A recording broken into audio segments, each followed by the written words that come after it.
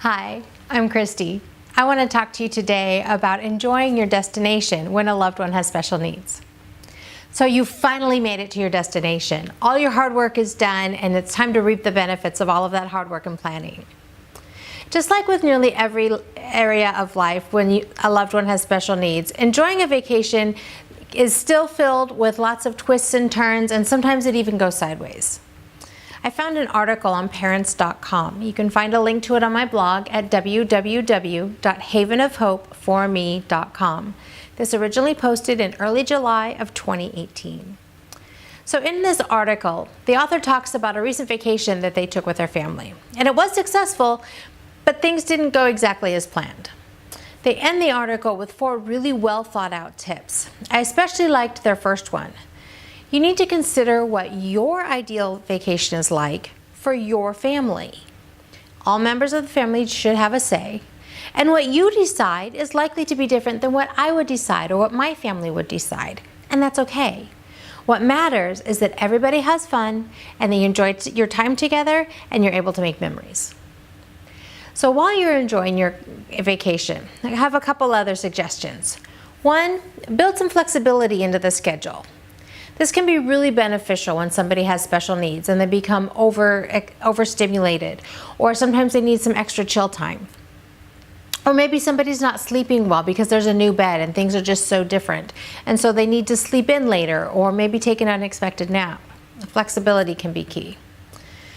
You also want to make sure that all the family members know what to expect. Of course, this is for the trip in general, but it would also be for each day specifically. At the beginning of each day and at the beginning of the trip, you'll want to go through and talk about what's going to be happening. Routine is so important to so many people with special needs and to many other people in general. So one of the things when you're not following a routine that can happen is that you create situations where meltdowns are more likely, or there's a lack of cooperation that can happen.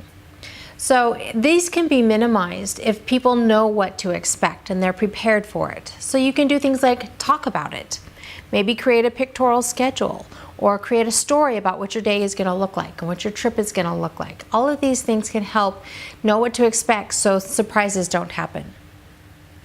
Another tip I found is to have a plan B.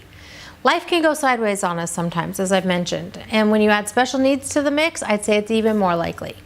So have a plan B in mind, even if it's only for part of the family, or it's a way to provide a break for some while allowing the vacation to continue and for others, and everybody can walk away saying it was a successful trip. For our family, AJ has a great need for routine.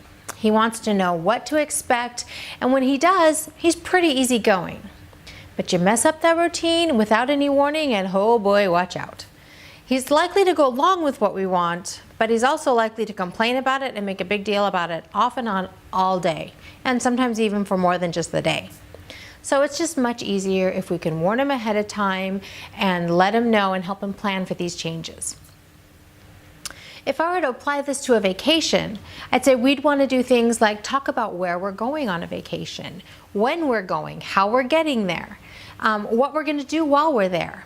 All of these things are likely to make it just fine for him. We'll all have a good trip and we'll all enjoy our time together. But if we were to try to surprise him, it could be a completely different story. It's possible we wouldn't even be able to convince him that he'd have any fun. I suspect that we'd have a hard time getting him into the car at times. And it's just much easier if we help him prepare ahead of time and know what to expect. So my question for you is this: what's your perfect vacation? How do you prepare your loved one for a trip?